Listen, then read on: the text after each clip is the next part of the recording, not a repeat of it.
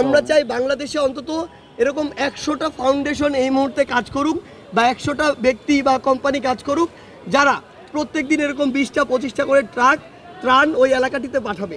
পার্শ্ববর্তী যে আমাদের দেশগুলো রয়েছে যাদের সাথে আমরা সরাসরি কানেক্টেড, তারা যদি বাংলাদেশ রাষ্ট্রের কথা চিন্তা না করে শুধু নিজেদের সুবিধার কথা চিন্তা করে কোনো একটি বাঁধ ইচ্ছা মতো খুলে দেয়, তাহলে আমরা বলবো যে এই কার্যক্রমটি বা তার এই কাজটি পরবর্তীতে বাংলাদেশের সাথে তাদের সম্পর্ক কেমন হবে সেটি নির্ধারণ করবে।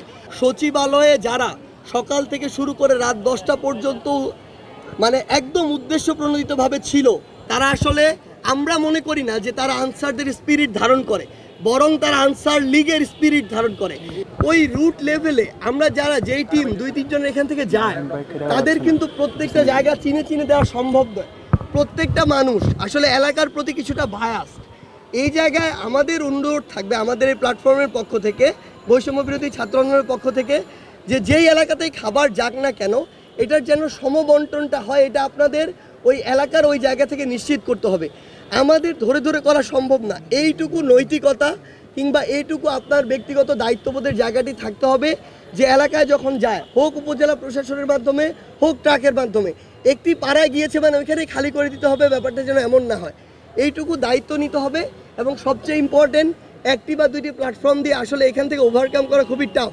আমাদের অনুরোধ থাকবে, এটা যেমন একটা সেক্টর, আমরা দেখেছি আরও বিভিন্ন 2-1টা ফাউন্ডেশন দেখছি যে তারা তাদের জায়গা থেকে খুব ভালো করে কাজ করছে। আমরা চাই বাংলাদেশে অন্তত এরকম 100টা ফাউন্ডেশন এই মুহূর্তে কাজ করুক বা 100টা ব্যক্তি বা কোম্পানি কাজ করুক যারা প্রত্যেকদিন এরকম 20টা 25টা করে ট্রাক ত্রাণ ওই এলাকাটিতে পাঠাবে। আরেকটা অনুরোধ করতে চাই, মানসিকভাবে প্রস্তুতি নেওয়ার জন্য বাংলাদেশের সামর্থ্যবান কিংবা অন্তর্বর্তীকালীন সরকার সহ বিদেশি যারা সংগঠন রয়েছেন তাদেরকে এটুকু অনুরোধ করতে চাই, পানি নেমে যাওয়ার পরে যেই চ্যালেঞ্জটা আসছে এটা সবচেয়ে বড় চ্যালেঞ্জ। একটা মানুষের বা একটা পরিবারের 10 দিনের খাবার খেতে হয়তো সব মিলে খরচ 10,000 টাকা হতে পারে, কিন্তু যার বাড়ি ভেসে গিয়েছে, যার ফসলি জমি ভেসে গিয়েছে, ফসল ভেসে গিয়েছে, গবাদি পশু ভেসে গিয়েছে, ওই মানুষটাকে মিনিমাম একটু স্বাবলম্বী করতে বা একটা ঘরে আশ্রয় দিতেও কয়েক লক্ষ টাকার প্রয়োজন। সো ওই খরচটা কিন্তু বিশাল বড় একটা খরচ। আমরা আপনাদেরকে অনুরোধ করব, আপনারা মানসিকভাবে এইটুকু প্রস্তুত হন, কারণ আলটিমেটলি পুরো দেশের এই সিস্টেমটা একটা চেইন সিস্টেম। দেশের একটা পার্ট বা দেশের অসংখ্য এরকম লক্ষ লক্ষ মানুষ যদি অর্থনৈতিকভাবে বা সামাজিকভাবে এরকম একটা দুর্দশাগ্রস্ত অবস্থা দিয়ে যায়, তাহলে আগামীতে এটার সাফারার কিন্তু আমরা সবাই হব। তাই আমাদের জায়গা থেকে ওই সামর্থ্যবান ব্যক্তিদের প্রতি এই অনুরোধটা থাকবে, আমরা যেন মানসিকভাবে ওই পরবর্তী ধাপে সকলকে সহযোগিতা করার, 1টি হোক 2টি হোক 10টি হোক এরকম ফ্যামিলির দায়িত্ব নেয়ার বা একটি আবাসস্থল করে দেওয়ার এই চিন্তাটা এখন থেকে মাথায় রাখি।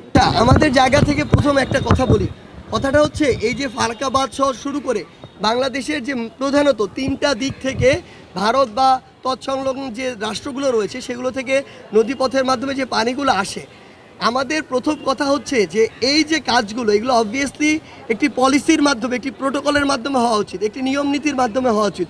এখন পার্শ্ববর্তী যে আমাদের দেশগুলো রয়েছে যাদের সাথে আমরা সরাসরি কানেক্টেড, তারা যদি বাংলাদেশ রাষ্ট্রের কথা চিন্তা না করে শুধু নিজেদের সুবিধার কথা চিন্তা করে কোনো একটি বাঁধ ইচ্ছা মতো খুলে দেয়, তাহলে আমরা বলবো যে এই কার্যক্রমটি বা তার এই কাজটি পরবর্তীতে বাংলাদেশের সাথে তাদের সম্পর্ক কেমন হবে সেটি নির্ধারণ করবে।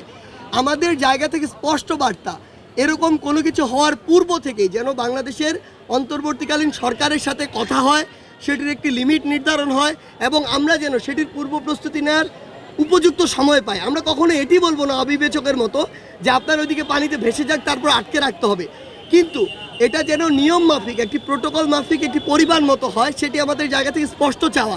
এবং অবশ্যই পূর্বে থেকে এই বিষয়ে আলোচনা থাকতে হবে এবং ওই অনুযায়ী যেন আমরা আমাদের কর্মপদ্ধতি নির্ধারণ করতে পারি, সেই সময়টুকু থাকতে হবে। তা না করে কেউ যদি এরকম করে, স্পষ্ট আমাদের কথা, এটি আমাদের আন্তঃরাষ্ট্রের যে সম্পর্ক সেটি নির্ধারণ করবে। আর আমাদের জায়গা থেকে যদি বলি, আমরা অলরেডি একটি টিম ফর্ম করছি, যেই টিমটি অন্যান্য যদি কোনো এরিয়া এফেক্টেড হয় ওই এরিয়া যেন এখনকার অভিজ্ঞতা থেকে কাজে লাগিয়ে সামনে এর চেয়ে ভালোভাবে শৃঙ্খলভাবে যেন আমরা পরে কাজগুলো করতে পারি। দেখুন, আমরা তো আমাদের জায়গা থেকে স্পষ্ট করে বলেছি, সচিবালয়ে যারা সকাল থেকে শুরু করে রাত 10টা পর্যন্ত একদম উদ্দেশ্য প্রণোদিতভাবে ছিল, তারা আসলে আমরা মনে করি না যে তারা আনসারদের স্পিরিট ধারণ করে, বরং তারা আনসার লীগের স্পিরিট ধারণ করে।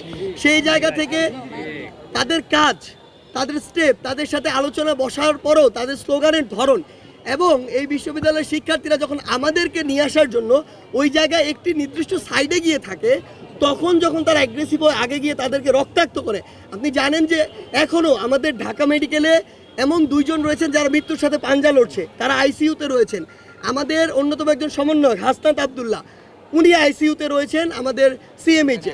সেই জায়গা থেকে আসলে তারা যে অ্যাটাকটা করেছে এটা তো উদ্দেশ্যপ্রণোদিতভাবে, এবং এটার মাধ্যমে যেন আমাদেরকে বা পুরো রাষ্ট্রকে আরেকটি অস্থিতিশীল অবস্থায় ফেলা যায়, এটি ছিল তাদের উদ্দেশ্য।